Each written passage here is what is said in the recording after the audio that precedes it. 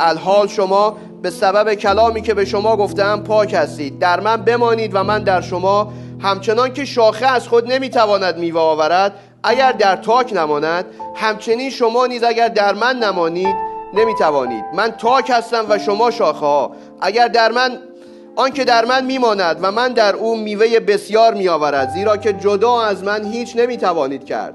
اگر کسی در من نماند مثل شاخه بیرون انداخته می شود و می خشکد و آنها را جمع کرده در آتش می اندازند و سوخته می شود.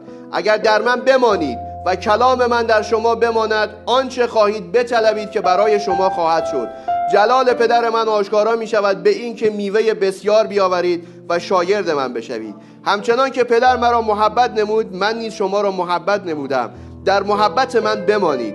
اگر احکام مرا نگاه دارید در محبت من خواهید ماند، چنان که من احکام پدر خود را نگاه داشتم و در محبت او میمانم. این را به شما گفتم تا خوشی من در شما باشد و شادی شما کامل گردد. آمین. بفهم بنشینید. خب آیات آشناییه توی خصوصا این روزا اگر در من بمانید. خصوصا این روزا من به طور خاص توی فیسبوک ایماندارا وقتی نگاه میکنم خیلی از عیسی آیه میذارن. عیسی من این گونه است، عیسی من آن گونه است، عیسی من برای من مرد، عیسی من اینجوری کرد، عیسی من اونجوری کرد. خدا رو شکر برای همه اینا چون حقیقت محضه. اما اگر در من بمانید چی میشه؟ اگر در من بمانید یعنی چی؟ عیسی امروز کیه؟ یادتون چه دیروزم یک اشاره‌ای بهش کردیم. عیسی امروز کیه؟ آیا ما داریم صحبت از یک عیسی تاریخی که مربوط به 2015 یا چندین سال قبل می‌کنیم و اون چیزی که 2000 سال پیش اتفاق افتاد، یا اینکه عیسی مسیح امروز هم برنامه‌ای داره؟ عیسی مسیح امروز هم با قوم خودش داره ارتباط برقرار میکنه و کلام خودش رو میسپاره به قوم خودش، یا کار خدا 2000 سال پیش متوقف شد؟ چطوری میتونیم این رو درک بکنیم؟ در کلام خدا چطور میتونیم بمونیم؟ بعد من به عیسی مسیح ایمان آوردم، انجیل رو هر روز میخونم، هر روز دعا میکنم. آمین، خدا رو شکر. اما دیروز راجع به مسیحان کذبه هم صحبت کردیم. در آن روز آمده گفتند به نام تو دیوها رو اخراج کردیم، به نام تو تعلیم دادیم، به نام تو شفا دادیم، اما خواهم گفت که از من دور شوید شیاطین و بدکاران که هرگز شما رو نشناختم. در ادامه صحبت‌های دیروز میخوایم از یک منظر دیگه‌ای به این بحث بپردازیم. سعی کردم تا جای ممکن کوتاه باشه و خیلی وقت شما رو نگیرم و خیلی پیچیده‌اش نکنم براتون و تا جایی که میشه خیلی ساده و شست و رفته بریم جلو. یوحنا یوحنا رو خوندیم با هم و گفتیم که کلام خدا میگه در من بمانید. میخوام برگردیم به عهد عتیق و ببینیم که کلام خدا رو قوم خدا چطوری دریافت میکرد و موندن در کلام خدا با چه کیفیت و با چه صورتی بود. میخوام با من باز بکنید تثنیه باب 18 رو.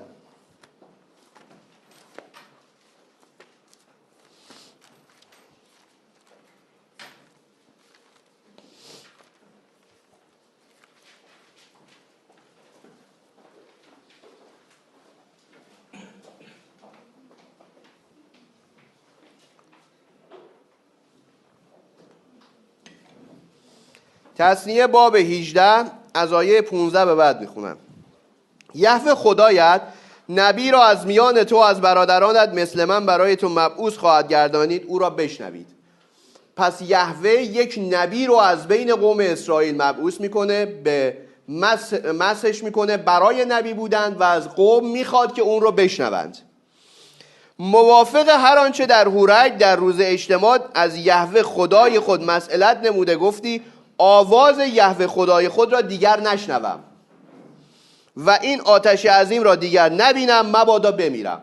پس اراده کامل خدا اولی نبودش که به واسطه یک نبی با قوم خودش صحبت بکنه. اول خدا قوم خودش رو مستقیما مخاطب قرار داد و با قوم خودش تکلم کرد. این رو ما میتونیم در کتاب خروج باب 19 ببینیم که در کوه سینا خدا آشکار میشه، جلال خدا پایین میاد و شروع میکنه با قوم اسرائیل صحبت کردن و بعد از اون اسرائیل میگه که ای موسی تو با خدا سخن بگو، کلام خدا به تو سپرده بشه و تو با ما صحبت بکن.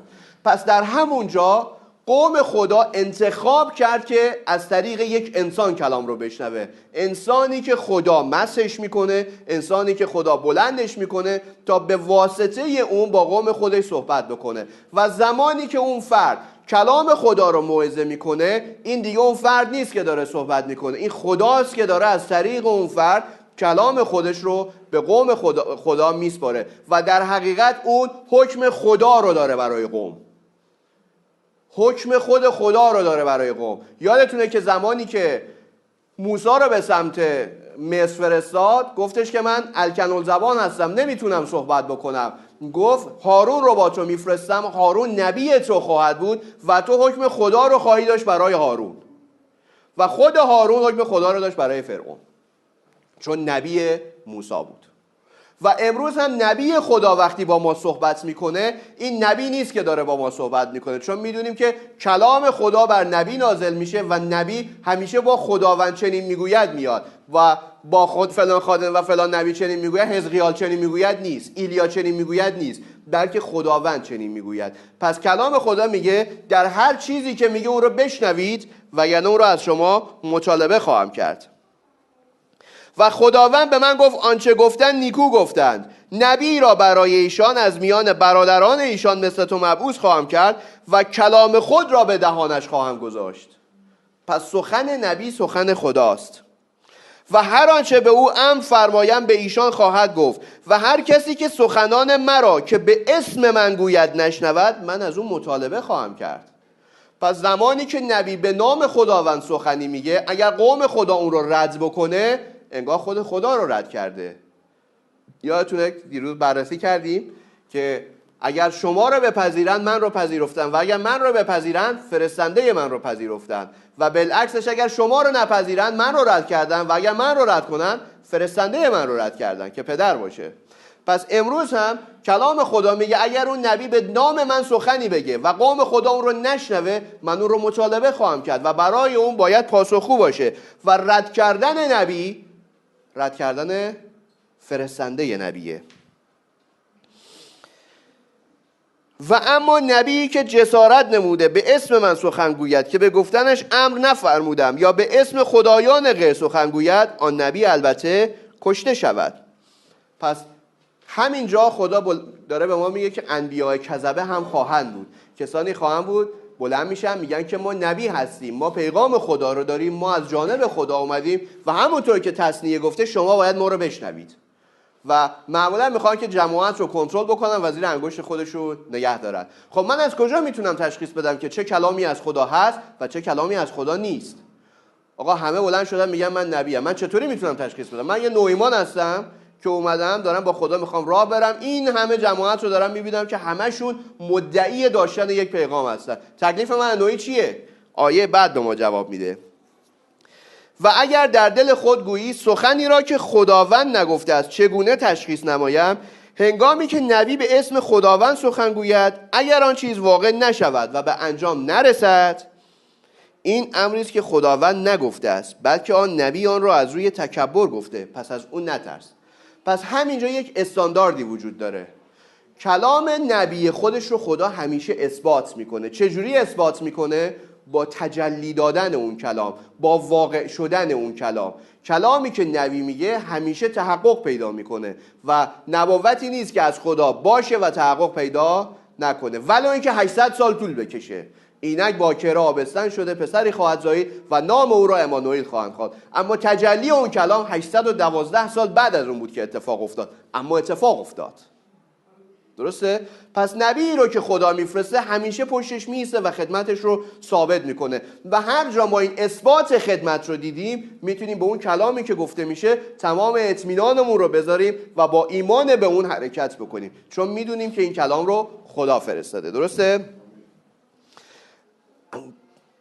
با من باز بکنید اول سموئیل باب 13 رو حالا تا ببینیم که قوم خدا نسبت به این کلامی که به سپرده شد چه عکس العملی داره.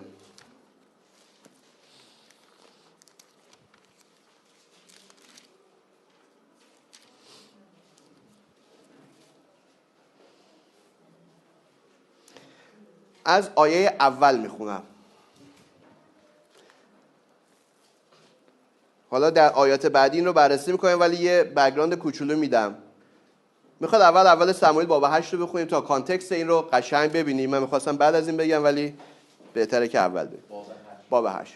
خدا نبی خودش رو بلند کرده، کلام خودش رو به نبی سپرده و قوم خدا باید با نبی هماهنگ باشه و کلام نبی رو جلو ببره. از آیه 4 میخونم. پس جمیع مشایخ اسرائیل جمع شده نزد سموئیل به رامه اومدند و او را گفتند اینک تو پیر شده ای و پسرانت به راه تو رفتار نمی نمایند. پس الان برای ما پادشاهی نصب نما تا مثل سایر امتها بر ما حکومت نماید. خب همینجا یک مشکل خیلی بزرگ وجود داره. کلمه اسرائیل اصلا یعنی چی؟ اسرائیل یعنی برگزیده خدا، تقدیس شده برای خدا. بعد ابراهام میگه که اسرائیل کلیسای عهد عتیقه و کلیسا یعنی کسانی که دعوت به خروج دارن، دعوت به خارج شدن دارن. درسته؟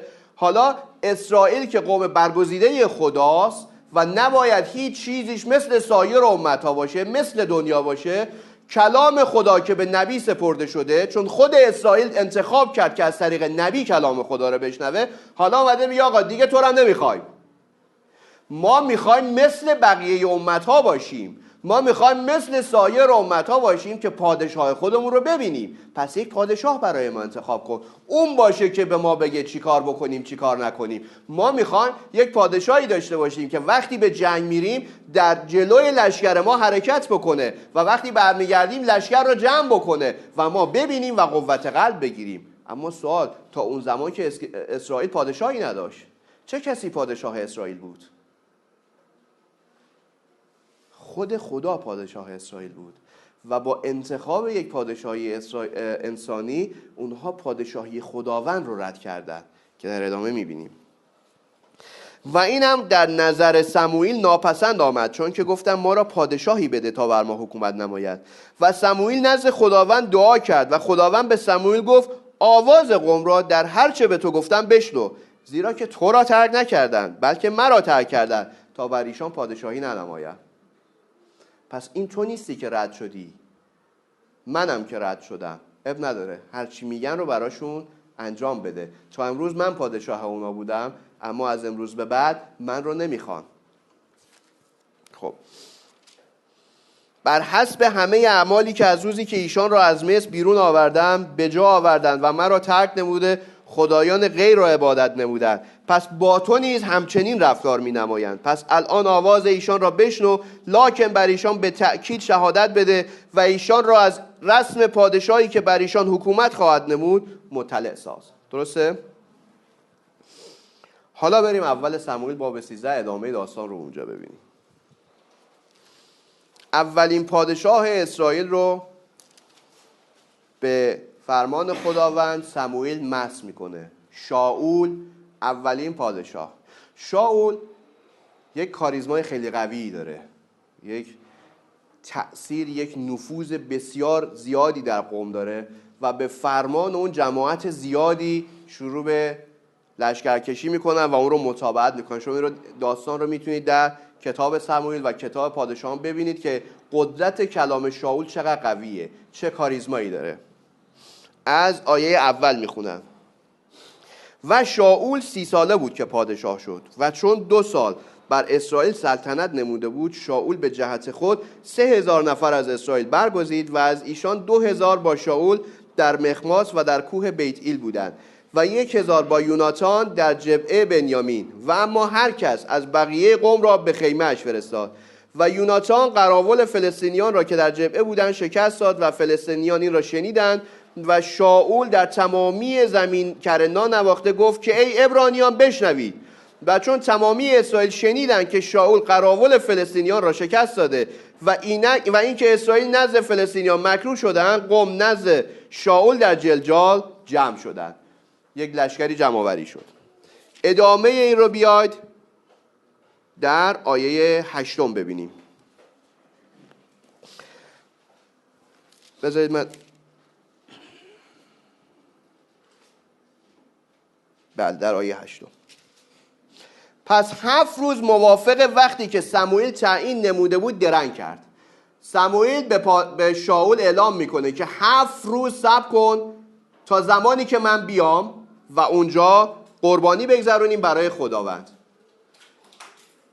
اما سموئیل به جلجال نیامد و قوم از او پراکنده می شدن. 7 روز صبر کرد از سموئیل نبی خدا که کلام خدا رو داره و حضور خداست خبری نیست.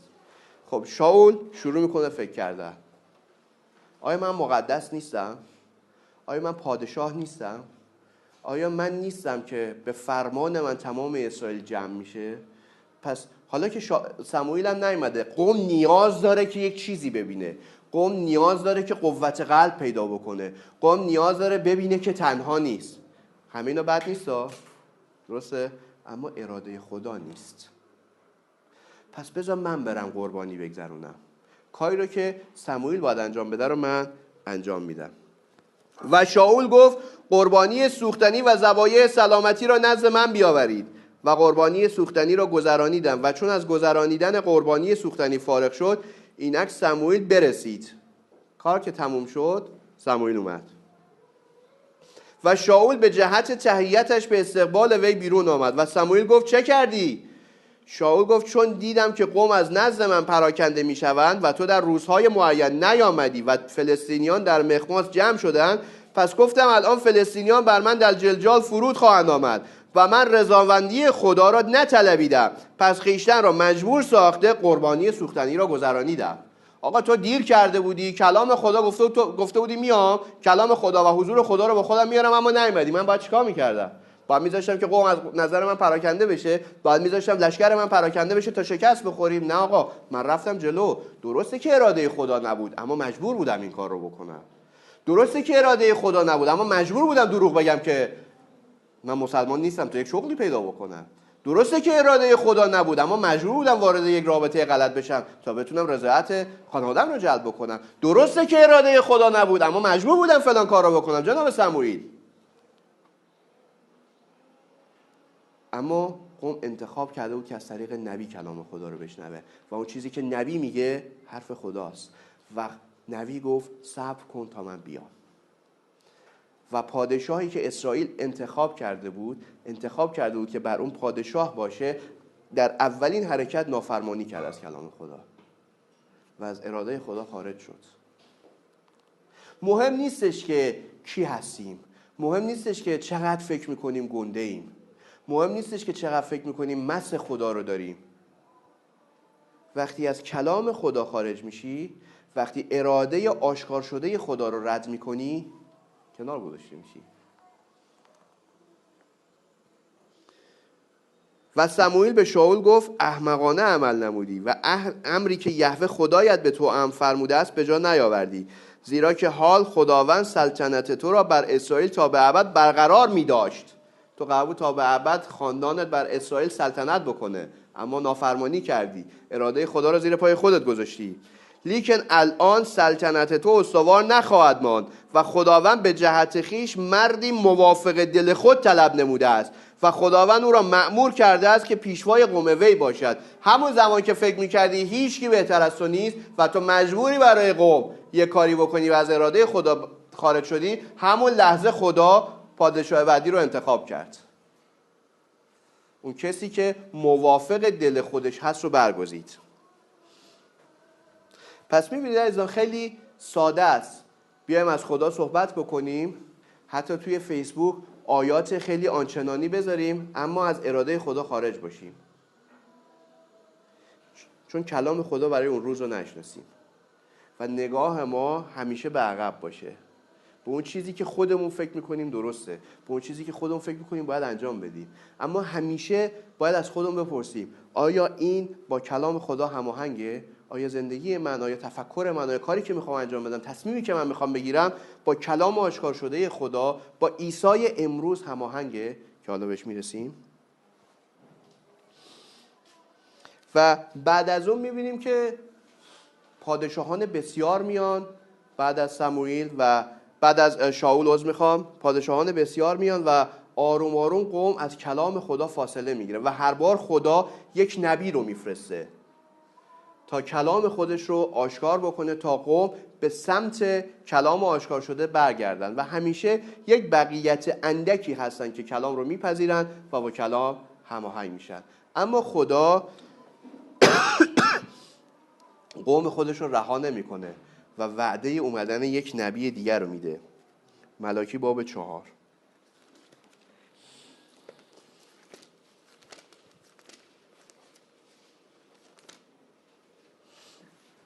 آیه 5 و 6: اینک من ایلیای نبی را قبل از رسیدن روز عظیم و مهیب خداوند نزد شما خواهم فرستاد و او دل پدران را به سوی پسران و دل پسران را به سوی پدران خواهد برگردانید. مبادا بیایم و زمین را به لعنت بزنم. دیشب راجعش صحبت کردیم، درسته؟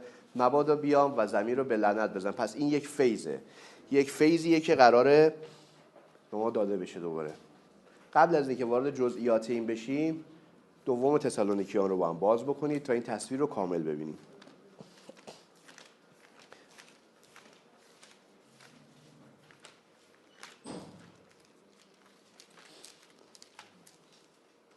باب 2: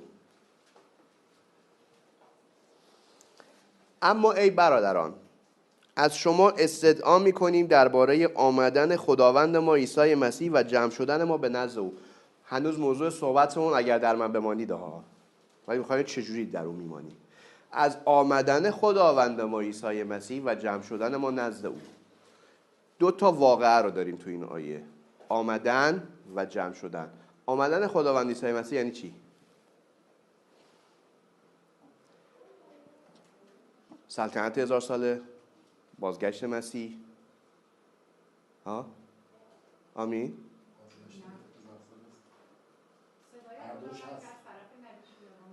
نه آمین، بازگشت 1000 ساله نیست. این آمدن حتی صدای خداوند هم نیست هنوز. آمدن خداوند، کلمه‌ای که آمدن ترجمه شده در فارسی در عبارت یونانی پروژا یا پاروسیا هستش. پاروسیا اشاره به حضور زنده خود خدا میکنه. خب حضور زنده خود خدا رو ما در کجا میبینیم؟ در خدمت اولیه پسر انسان، زمانی که خداوند ما عیسی مسیح بر روی زمین بود. درسته؟ حضور خدا، تمامی پوری الوهیت از لحاظ جسم در عیسی مسیح ساکن بود. در برابر قبر ایلازر ایستاد. نه ایلازر خواهش میکنم بیرون بیا. ایلازر میشه بیرون بیای؟ بعد ایلازر بیرون بیا. این صدا قدرت داشت، درسته؟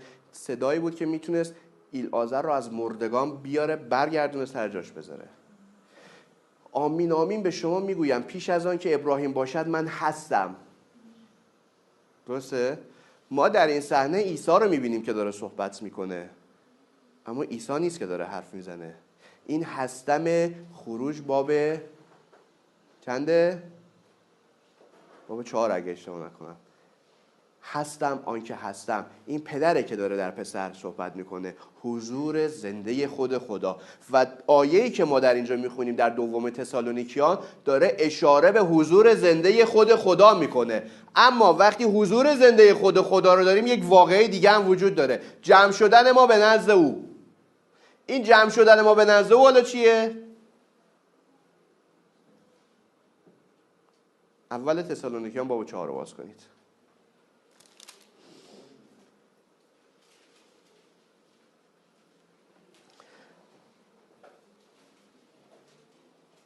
از آیه 15 میخونم: زیرا این را به شما از کلام خدا میگوییم. بذار از آیه 13 بخونم که قشنگ بدونیم چه ارتباطی داره به دوم تسالونیکیان. اما ای برادران، نمیخواهیم شما از حالت خوابیدگان بیخبر باشید که مبادا مثل دیگران که امید ندارند محزون شوید. زیرا اگر باور میکنیم که عیسی مرد و برخاست، به همین طور نیز خدا آنانی را که در عیسی خوابیدند با وی خواهد آورد. زیرا این را به شما از کلام خدا میگوییم که ما که زنده و تا آمدن خداوند. این آمدن کدوم آمدنه؟ همون آمدن دوم تسالونیکیانه، تا حضور زنده خود خدا، نزول خداوند از آسمان. تا آمدن خداوند باقی باشیم، بر خوابیدگان سبقت نخواهیم جست. زیرا خود خدا با صدا و با آواز رئیس فرشتگان و با سور خدا از آسمان نازل خواهد شد.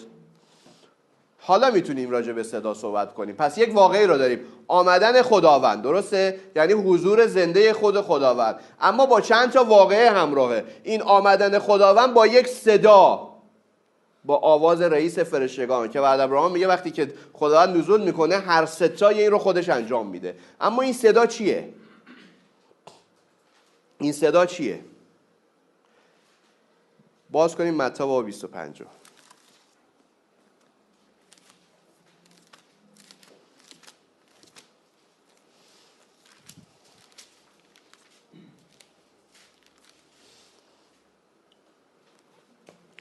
در آن زمان ملکوت آسمان مثل 10 باکره خواهد بود که مشعل‌های خود را برداشته به استقبال داماد بیرون رفتند. درسته؟ پس ما 10 تا باکره رو داریم، 10 تا برادر رو نداریم. 10 باکره که نماد چیه؟ نماد چیه؟ کلیساست دیگه، عروس دیگه. و از ایشان 5 دانا و 5 نادان بودند، اما نادانان مشعل‌های خود را برداشته هیچ روغن با خود نبردند، لیکن دانایان روغن در ظروف خود با مشعل‌های خیش برداشتند. و چون آمدن داماد به طول انجامید همه پینکی زده خفتند و در نصف شب صدایی بلند شد: اینک داماد می آید، به استقبال وی بشتابید. این صدا چیه؟ صدای خداونده؟ صدای نبیه؟ خب همه خوابیدن. در نیمه شب صدای بلند میشه که اینک داماد داره میاد. خود داماد نیست. کیه؟ این ساقدوش داماده، این دوست داماده، این پیشقراول داماده که میاد اطلاع میده که آقا داماد داره برای بردن عروسش میاد، آماده باشید، آخرین چراغونیاتون رو بکنید، لباسای خودتون رو آماده بکنید، مهیا بشید برای بزم عروسی. درسته؟ پس این صدا حامل یک پیغامه، اما این پیغام همینجوری نمیاد. این پیغام به همراه یک پیغام آور میاد. درسته؟ این پیغام همینجوری از آسمان با رعد و برق نیامد. یک نفر اومد و این پیغام رو اعلام کرد: داماد میآید، به استقبال وی بشتابید. درسته؟ داریم میرسیم اما به ملکی باب 4. پس داماد میاد، به استقبال وی بشتابید. وقتی که این پیغام میاد داره چیکار میکنه؟ آخرین کارها رو داره انجام میده. هر چیزی که جا مونده، هر چیزی که هنوز تموم نشده باید تموم بشه تا داماد کار خودش رو انجام بده و بره. ولی آیا چیزی باقی مونده که ما نیاز داشته باشیم که آشکار بشه؟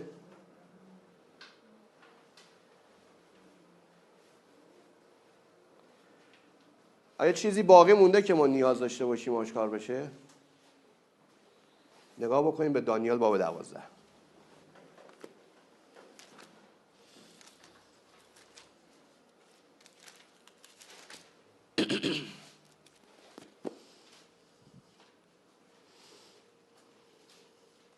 در دانیال باب 12 دانیال یک رویایی میبینه. خدا رویا رو به دانیال نشون میده، اما دانیال متوجه نمیشه چیه و شروع میکنه به مذاکره کردن و درخواست کردن از خدا که خدایا این رو برای من آشکار کن، مکشوفش کن که ببینم چه خبره.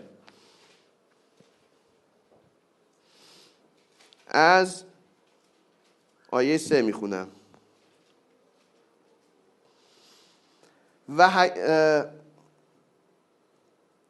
از 2 میخونم: و بسیاری از آنانی که در خاک زمین خوابیدن بیدار خواهند شد، اما اینان به جهت حیات جاودانی و آنان به جهت خجالت و حقارت جاودانی. و حکیمان مثل روشنایی افلاک خواهند درخشید و آنانی که بسیاری را به راه عدالت رهبری می‌نمایند مانند ستارگان خواهند بود تا ابدالآباد. اما تو ای دانیال کلام را مخفی دار و کتاب را تا زمان آخر مهر کن. بسیاری به سرعت تردد خواهند نمود و علم افزوده خواهد گردید. پس کتاب باید تا کی مهر بشه؟ تا زمان آخر. درسته؟ پس من دانیال نظر کردم و اینک 2 نفر دیگر، یکی به این طرف نهر و دیگری به آن طرف نهر ایستاده بودند و یکی از ایشان به آن مرد ملبس به کتان که بالای آبهای نهر ایستاده بود گفت: انتهای این عجایب تا به کی خواهد بود؟ و آن مرد ملبس به کتان را که بالای آبهای نهر ایستاده بود شنیدم که دست راست و دست چپ خود را به سوی آسمان برافراشته به حی ابدی قسم خورد که برای زمانی و 2 زمان و نصف زمان خواهد بود و چون پراکندگی قوم مقدس، قوت قوم مقدس به انجام رسد، آنگاه همه این امور به اتمام خواهد رسید. و من شنیدم اما درک نکردم. پس دانیال تمام مکاشفه رو دید، تمام اون مفهوم اون رویا رو هم شنید، اما درکش نکرد. پس گفتم ای آقایم آخرین امور چه خواهد بود؟ او جواب داد که ای دانیال برو، زیرا این کلام تا زمان آخر مخفی و مختوم شده است. بسیاری طاهر و سفید و مصفا خواهند گردید و شریران شرارت خواهند ورزید و هیچ کدام از شریران نخواهند فهمید، لیکن حکیمان خواهند فهمید. پس چه چیزی مخفی شده از دانیال؟ دانیال رویا رو دیده، دانیال کل مکاشفه رو دیده، اما درک رویا به دانیال داده نشده. پس درک رویاست که موضوع صحبت دانیاله و تا زمان آخر مهر شده و خود رویا مهر نشده، درک رویاست. و میگه در زمان آخر یک عده‌ای هستن که اون رو نخواهند فهمید وقتی که موعظه میشه، اما یک عده دیگری هستن که خواهند فهمید که حکیمان هستند. درسته؟ پس حکیمان اون رو خواهند فهمید اما جاهلان نخواهند فهمید. حالا با این علم باز بکنیم اول پتروس باب 1 رو. نه عذر میخوام، روی خدا حالم خوب نیست، ببخشید. آیه 5.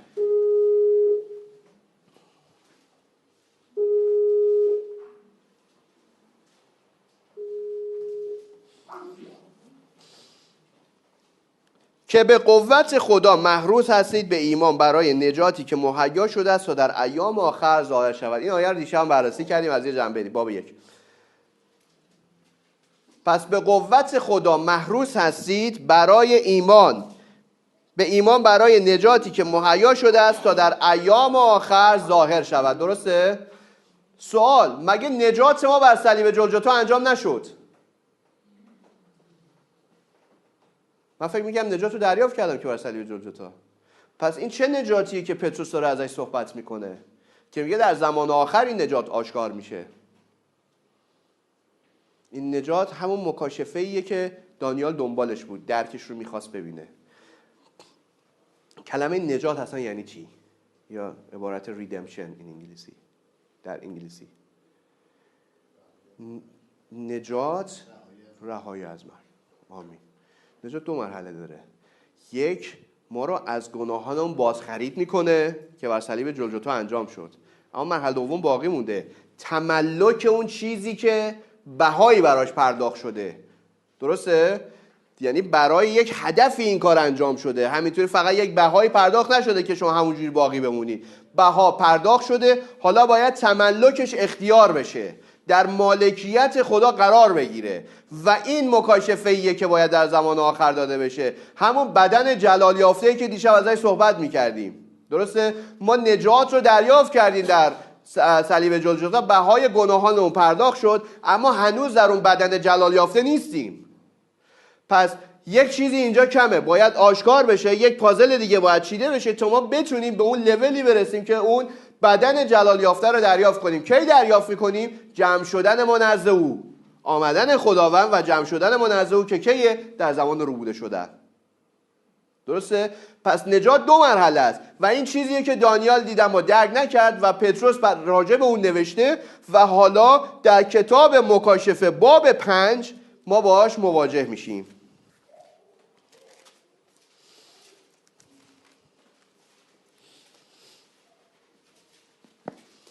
و دیدم بر دست راست تخت‌نشین کتابی را که مکتوب است از درون و بیرون و مختوم به 7 مهر.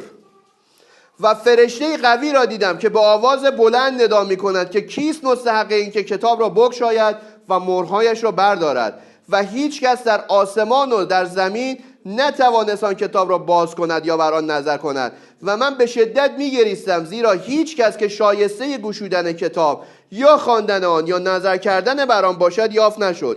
و یکی از آن پیران به من میگوید گریان مباش، اینک آن شیری که از سبط یهودا و ریشه داوود است غالب آمده تا کتاب و 7 مهرش را بگشاید. آیه 4 و 5 از نظر سمبولی و نشانه‌ای برای من خیلی جالبه، خیلی یک مطابقت داره با لوقا باب 24. باب 24 لوقا رو باز بکنیم.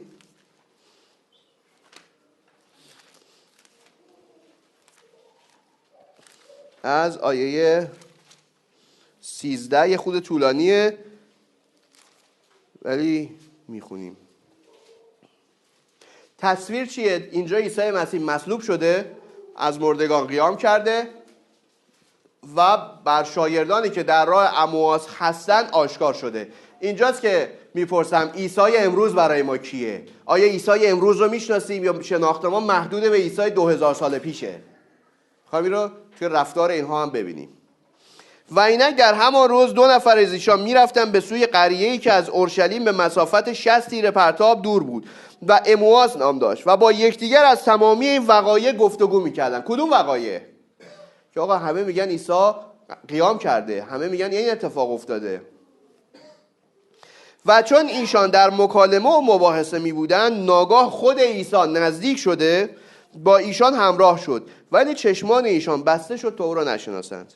او به ایشان گفت چه حرف است که با یکدیگر میزنید و راه را به کدورت میپیمایید؟ یکی که کلیوپاس نام داشت در جواب وی گفت مگر تو در اورشلیم غریب و تنها هستی و از آنچه در این ایام در اینجا واقع شد واقف نیستی؟ به ایشان گفت چه چیز است؟ گفتندش درباره عیسی ناصری که مردی بود نبی و قادر در فعل و قول و در حضور خدا و تمام قوم و چگونه رؤسای کهنه و حکام ما او را به فتوای قتل سپردن و او را مصلوب ساختند. اما ما امیدوار بودیم که همین است آنکه میباید اسرائیل را نجات دهد. همینجا میبینیم که اینا با اینکه شاگرد مسیح هستن نسبت به هدف زندگی مسیح، نسبت به اون برنامه‌ای که مسیح براش روی زمین اومده اصلا یه درک کاملا غلطی دارن. ما فکر میکردیم این همون کسیه که باید بیاد اسرائیل رو نجات بده. اونا به دنبال یک پادشاه انسانی بودن، به دنبال کسی بودن که بیاد رومیا و یونانیا رو از اسرائیل بیرون بکنه و سلطنت اسرائیل رو دوباره برقرار بکنه. ما فکر میکردیم اونه. درست نبی بود از جانب خدا، ما این رو میتونستیم تشخیص بدیم، اما این شناخت کافی نبود که اونا رو جلوتر ببره. نبی بود، ما میدیدیم که خدا با اونه. مکالمش با نیقودیموس چطور بود؟ استاد میدانم که نبی هستی از جانب خدا، چون امکان نداره کارهایی که تو میکنی رو کسی بکنه مگر اینکه خدا باهاش باشه. پس تا اینجا همه میشناختن نبی بود از جانب خدا، قادر به قول و فعل. اما ما فکر میکردیم این همونه. امروز هم خیلی وقتا ما وقتی که نگاه میکنیم ایماندار به 2000 سال پیش گیر کرده و جلو نتونسته بیاد. ما فکر میکردیم که عیسی امروز همون عیسی 2000 سال پیشه. درسته عیسی مسیح دیروز امروز و تا ابدالآباد همان است، اما تو چجوری میتونی این امروز تشخیص بدی؟ از کجا میتونی به عیسی امروز رو ببینی و وارد کلامش بشی و در اون بمونی؟ چطوریه که خیلی ها میان میگن به نام تو شفا دادیم، به نام تو نبوت کردیم، به نام تو این کارو کردیم و میگه هرگز شما رو نشناختم.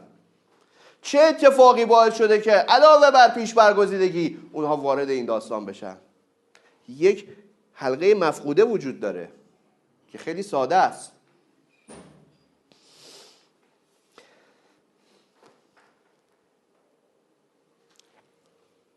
و علاوه بر این همه امروز از وقوع این امور روز سوم است و بعضی از زنان ما هم ما را به حیرت انداختند که بامدادان نزد قبر رفتند و جسد او را نیافته آمدند و گفتند فرشتگان را در رویا دیدیم که گفتند او زنده است. اشتباه دوم، زنان هرگز فرشتگان رو در رویا ندیدن، زنان فرشتگان رو ملاقات کردن. زنان سر قبر رفتن، قبر رو گشوده یافتن، فرشته بر زنان ظاهر شد. همین میگن زنان ما فرشتگان رو در رویا دیدن. چون زن بوده اعتباری نداره حرفی ظاهرا. زنان ما فرشتگان رو در رویا دیدند. و جمعی از رفقای ما به سر قبر رفته آنچنان که زنان گفته بودن یافتند لیکن او را ندیدند. پس این دوتا شاگرد همچین هر کسی نیستن. کسانی هستند که با شاگردان ارتباط تنگاتنگ دارن، از پشت درهای بسته خبر دارند، میدونن که چه اتفاقی افتاده دقیقاً. تمام فکر و ذکر اونا در تمام این 3 سال و نیم تمام زندگیشون بوده عیسی مسیح. الان عیسی مسیح ازشون گرفته شده و اینا مستاصل موندن چیکار بکنن؟ دارن میرن تو راه امواس، دارن صحبت میکنن راجع به همین وقایع. همون کسی که تمام زندگیشونه، همون کسی که تمام این مدت تعلیمشون داده کنارشونه و نمیتونن ببینن. امروز من و شما هم میتونیم تو همین شرایط باشیم. همون عیسی که توی فیسبوک مینویسیم عیسی چنان کرد عیسی چنان کرد میتونه امروز اینجا باشه و ما ردش بکنیم.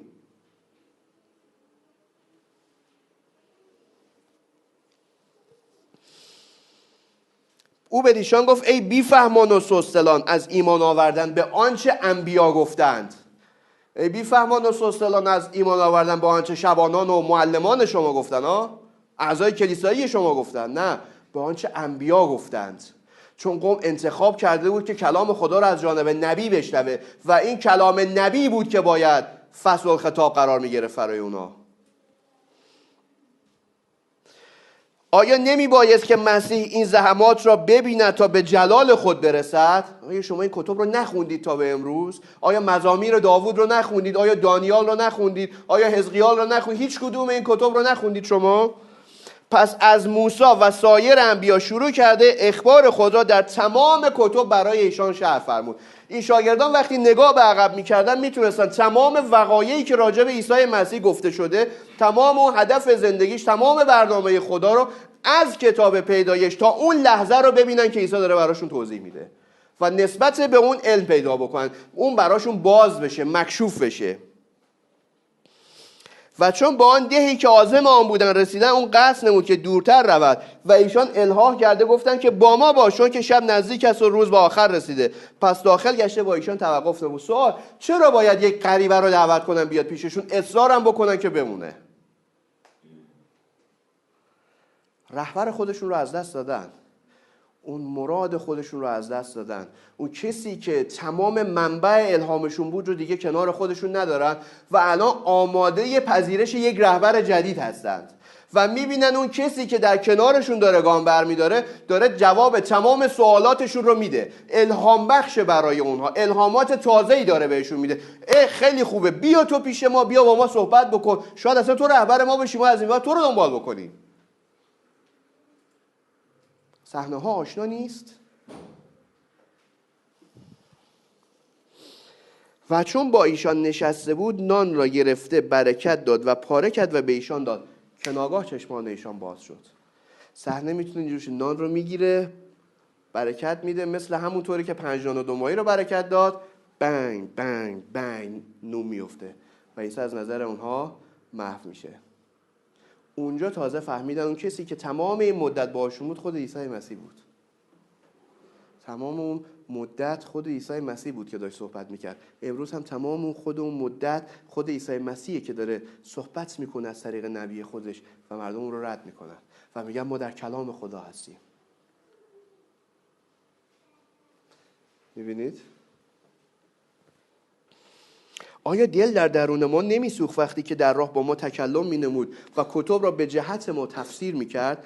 و در آن ساعت برخاسته به اورشلیم مراجعت کردند و آن 11 را یافتند که با رفقای خود جمع شده میگفتند خداوند در حقیقت برخاسته و به شمعون ظاهر شده است. و آن 2 نفر نیز از سرگذشت راه و کیفیت شناختن او هنگام پاره کردن نان خبر دادند. اینا اومدن شهادت خودشون رو دادن. حالا برگردیم تو کتاب مکاشفه. اونجا در راه امواس اون شاگردان با نگاه به عقب میتونستن از کتاب پیدایش تا اون لحظه رو ببینن.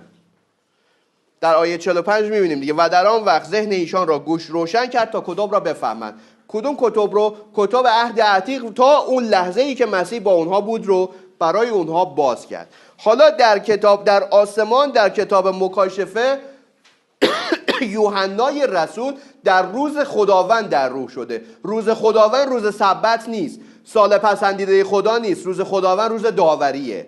در رفته اونجا در اون مقطع قرار گرفته و با نگاه به عقب از کتاب پیدایش تا پایان زمان رو داره میبینه.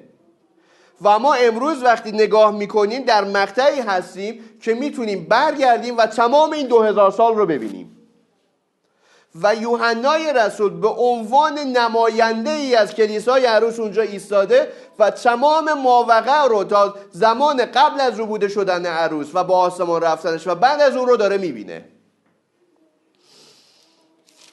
مکاشفه 5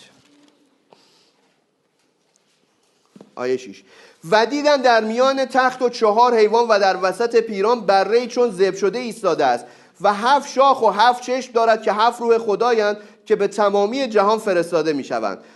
پس آمد و کتاب را از دست راست تختنشین گرفته است و چون کتاب را گرفت آن 4 حیوان و 24 پیر به حضور بره افتادند و هر یکی از ایشان بربطی و کاسه های زرین پر از بخور دارند که دعاهای مقدسین است و سرودی جدید می‌سرایند و میگویند مستحق گرفتن کتاب و گشودن مهرهایش هستی، زیرا که ذبح شدی و مردمان را برای خدا به خون خود از هر قبیله و زبان و قوم و امت خریدی و ایشان را برای خدای ما پادشاهان و کهنه ساختی و بر زمین سلطنت خواهند کرد. درسته؟ خب. حالا مکاشفه باب 10. تا اینجا ما هماهنگی مکاشفه باب 5 و لوقا باب 24 رو دیدیم و اینکه یوحنا به عنوان نماینده عروس اونجا ایستاده و داره تمام این ماوقع رو میبینه. در مکاشفه باب 10: و دیدم فرشته زورآور دیگری را که از آسمان نازل میشود. از آسمان کجا نازل میشود؟ روی زمین. و قوس و قزحی بر سرش و چهرهش مثل آفتاب و پایهایش مثل ستونهای آتش. این کیه این فرشته زورآور؟ چه کسی میتونه باشه؟ برای اینکه اون رو خوب بشناسیم مکاشفه باب 4 رو باز بکنیم. در مکاشفه باب 4 کلیسا ربوده شده و در آسمانه. ما کیفیت ربوده شدن رو داریم اونجا میبینیم و کیفیت مشارکتی که اونجا وجود داره. و بعد از این دیدم که ناگاه دروازه‌ای در آسمان باز شده است و آن آواز اول را که شنیده بودم که چون کرنا با من سخن میگفت دیگر باره میگوید به اینجا صعود نما تا اموری را که بعد از این باید واقع شود به تو بنمایم. فلفل در روح شدم و دیدم که تختی در آسمان قائم است و بر آن تخت نشیننده ای. پس ما یک تخت داریم و یک تخت نشین و آن نشیننده در صورت مانند سنگ یشم و عقیق است و قوس و قزحی در گرد تخت که به منظر شباهت به زمرد دارد. این کیه؟ خداست، درسته؟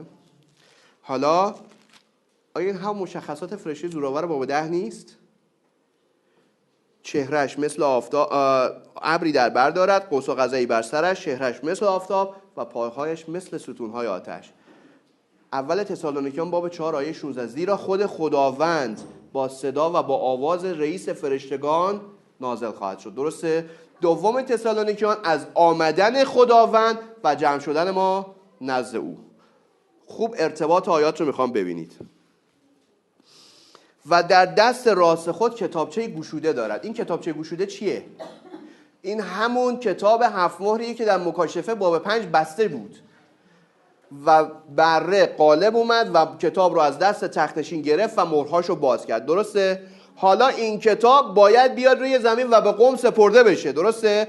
خود خداوند با صدا و با آواز رئیس فرشتگان، فرشته زورآور داره نازل میشه، پای راست خودش رو بر دریا و پای چپ خودش رو بر زمین میذاره و دستان خودش رو بلند میکنه. این دو نماد چیه؟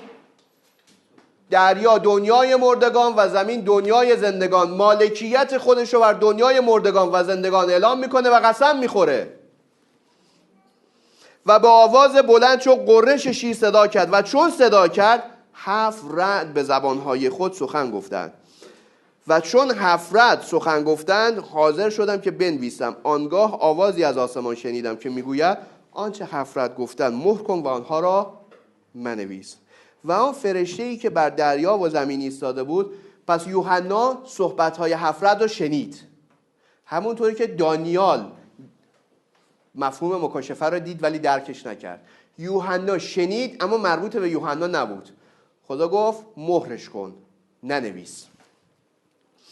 و آن فرشته‌ای که بر دریا و زمین ایستاده دیدم دست راست خود را به سوی آسمان بلند کرده قسم خورد به او که تا ابدالآباد زنده است، که آسمان و آنچه در آن است و زمین و آنچه را که در آن است و دریا و آنچه را که در آن است آفرید، که بعد از این زمانی نخواهد بود.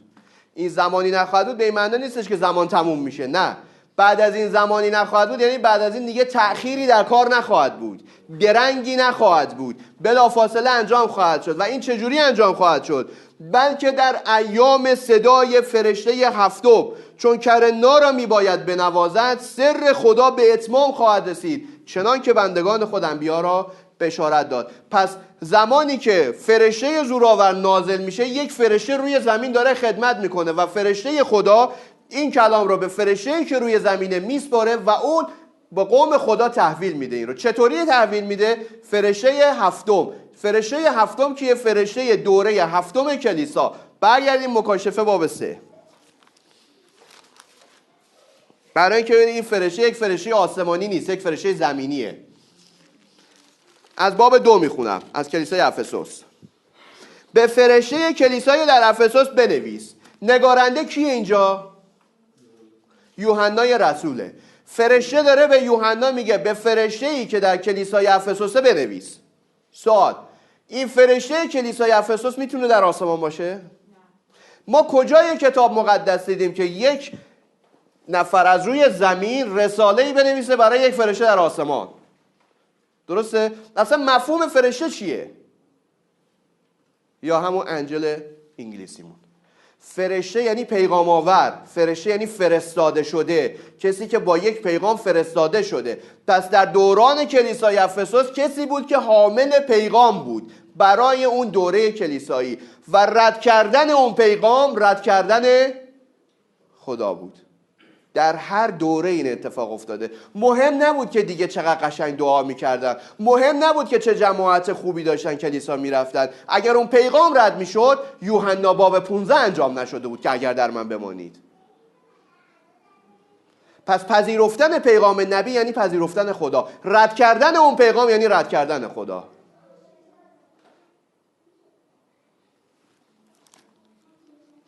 پس در زمان فرشته هفتم، چون کرنا را باید بنوازه و بذارید من یک ترجمه آزاد از این چیز به شما بدم، از مکاشفه باب 10 تا بهتر درک کنیم. یک ترجمه آزاد به شما میدم. مکاشفه باب 10: بلکه در ایام پیغام آور هفتم، چون صدا یعنی پیغام دیگه، فرشته هم یعنی پیغام آور. بلکه در ایام پیغام آور هفتم، چون پیغام خود را موعظه بکند، اسرار خدا به اتمام خواهد رسید، چنان که بندگان خود انبیا را بشارت داد. تصویر رو گرفتید؟ حالا سوال: چطوری میتونیم در کلام خدا بمونیم اگر در من بمانید و کلام من در شما؟ با دیدن این نبی. چون وقتی نبی صحبت میکنه خداست که داره صحبت میکنه، اما این نبی هر نبی نیست. این نبی هر نبی نیست. این نبی حزقیال نیست، این نبی دانیال نیست، این نبی نوح نیست، این نبی ایلیاس، روح و قوت ایلیاس. چرا؟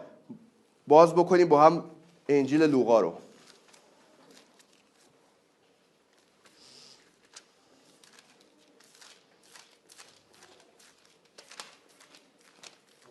باب 17.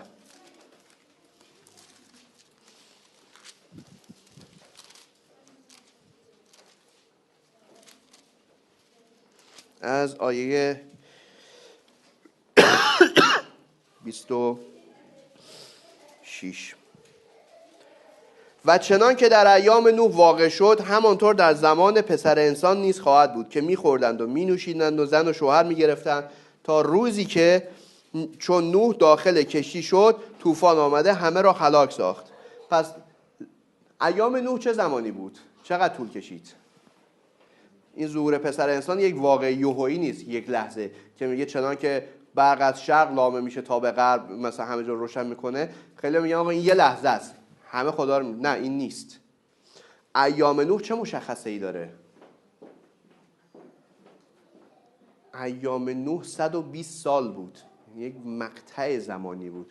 حالا لزوما 120 سال نیست، ما نمیدونیم، ولی این یک مقطع زمانیه که حقیقت در سراسر دنیا از شرق به غرب میره. انجیل از شرق شروع شد به غرب رفت. چرا؟ چون یهودی‌ها خدا رو رد کردن، خدا به سمت امت‌ها اومد و حالا باید یک ارتدادی در کلیسا اتفاق بیفته، امت‌ها خدا رو رد بکنن تا خدا دوباره به سمت یهودی‌ها برگرده. امت‌ها چجوری خدا رو رد میکنن؟ با رد کردن کلام آشکار شدهش. نمیان، مذهبی باقی میمونن، ظاهر دینداری دارند اما قوت اون رو انکار خواهند کرد. مذهبی باقی میمونن، هللویا میگن، دست میزنن تو کلیسا، ولی کلام آشکار شده رو رد میکنن. ما نمیخوایم کاری به کار اون داشته باشیم. بالا پایین میپرن وقتی سرود میخونن، ولی وقتی با کلام آشکار شده مواجه میشن میگن ما اینو نمیخوایم. پس مذهبی باقی میمونن. قائن هم مذهبی بود، عیسی هم مذهبی بود، یهودای اسخریوطی هم مذهبی بود و جزو تمام شاگردانی بود که رفتن و بیماران رو شفا دادن، مردگان رو زنده کردن و با شادی اومدن گفتن که حتی به نام تو دیوها از ما متابعت کردن. گفت خوشنود نباشید از اینکه دیوها اطاعتتون رو کردن، از این خوشنود باشید که نام شما در آسمان در دفتر حیات مکتوبه.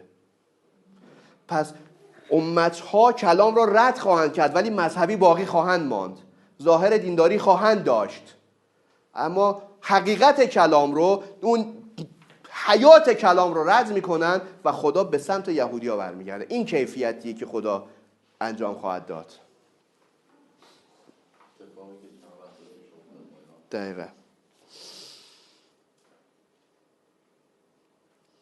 پس یک واقعه یه لحظه‌ای نیست. حالا نور از غرب داره دوباره به شرق برمیگرده که آخرین کار خدا در خاورمیانه خواهد بود، بزرگترین کار خدا در منطقه‌ای که ما درش ساکن هستیم. و همچنان که در ایام لوط شد که به خوردن و آشامیدن و خرید و فروش و زراعت و عمارت مشغول می بودند تا روزی که چون لوط از سدوم بیرون آمد آتش و گوگرد از آسمان بارید و همه را هلاک ساخت. ایام لوط چه مشخصاتی داشت؟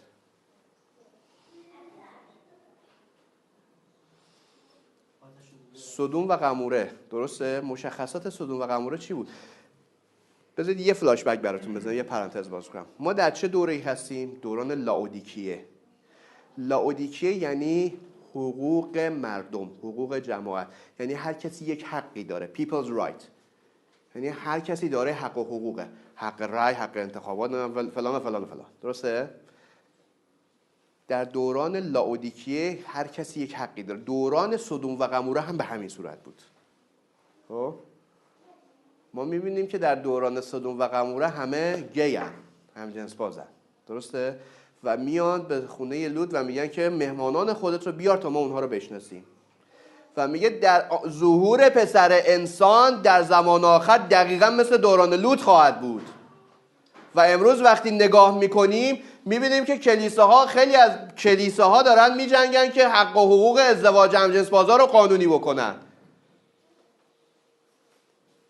امروز اگه کسی همجنس باز باشه حق و حقوق بیشتری داره تا یک مسیحی باشه. همونطوری که لوط در سدوم و قموره در اقلیت بود و به نوعی در جفا بود، گفتن آیا ما تو رو در بین خودمون جا ندادیم، حالا اومدی برای خود ما گنده شدی؟ امروز هم کلام خدا در این دوره که دوره سدومی و دوره قموره در اقلیت قرار داره، چون همه او رو رد کردن. اما در دوران لوط این تنها اتفاق نبود. خدا همون موقع داشت ابراهیم رو ملاقات میکرد، وارث وعده خودش رو، که اتفاقا بیرون از دنیا بود، وسط بیابون بود. و زمانی که ابراهیم رو ملاقات کرد چه اتفاقی افتاد؟ باز کنید پیدایش باب 18 رو.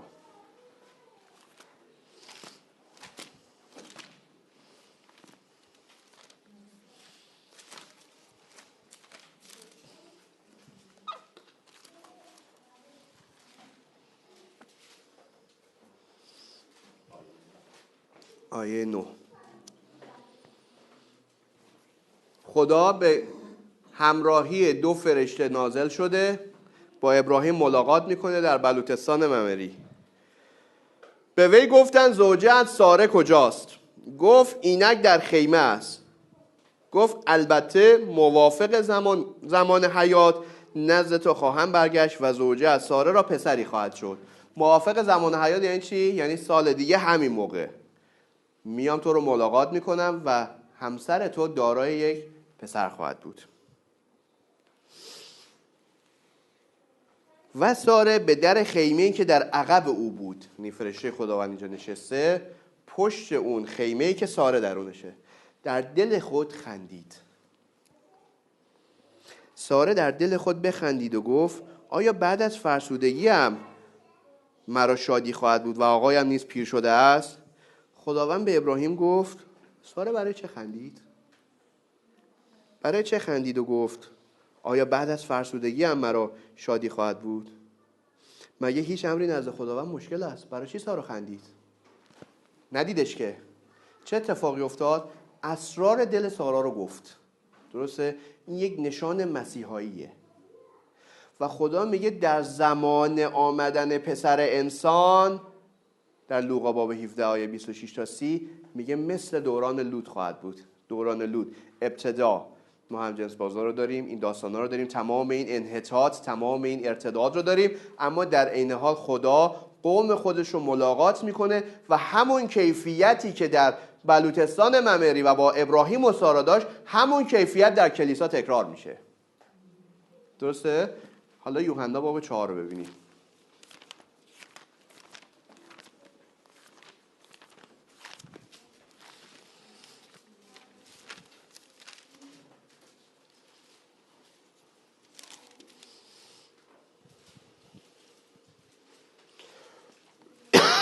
داستان ما داستان زن سر چاه، زن سامری. کامل نمیخونم آیاتی که مورد نظرمونه. آیه 11 بعد زن بدو گفت ای آقا دلو نداری و چاه عمیق است، پس از کجا آب زنده داری؟ آیا تو از پدر ما یعقوب بزرگتر هستی که چاه را به ما داد و خود و پسران و مواشی او از آن میآشامیدند؟ عیسی در جواب او گفت هر که از این آب بنوشد باز تشنه گردد، لیکن کسی که از آبی که من به او میدهم بنوشد ابدا تشنه نخواهد شد، بلکه آن آبی که به او میدهم در او چشمه آبی گردد تا حیات جاودانی میجوشد. زن بدو گفت ای آقا آن آب را به من بده تا دیگر تشنه نگردم و به اینجا به جهت آب کشیدن نیایم. عیسی به او گفت برو شوهر خود را بخوان و در اینجا بیا. زن در جواب گفت شوهر ندارم. عیسی بدو گفت نیکو گفتی شوهر نداری، زیرا که 5 شوهر داشتی و آن که الان داری شوهر تو نیست. این سخن را راست گفتی. زن بدو گفت ای آقا میبینم که تو نبی هستی.